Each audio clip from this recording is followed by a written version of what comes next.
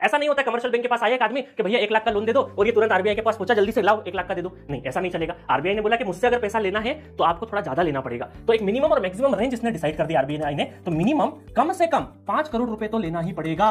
Commercial bank को अगर लेना है तो 1-2 से काम नहीं चलेगा, 5 CR तो लेना पड़ेगा। तो कमर्शियल बैंक चाहेगी कि बहुत सारे लोन हो, लेने वाले लाइन में खड़े हो तभी तो मैं इससे लूं। तो मिनिमम 5 CR और मैक्सिमम क्या होता है, मैक्सिमम एक बैंक की कैपेसिटी और इसके ऊपर 0.5% ऑफ एनडीएफआई कुछ करके होता है डेटा, ठीक है। उस टेक्निकलिटीज में नहीं जाना। मैक्सिमम मतलब बैंक की कैपेसिटी के हिसाब से उसके 5% 0.5% के हिसाब से रहता है, ठीक है। मिनिमम 5 CR तो आपको लेना ही पड़ेगा।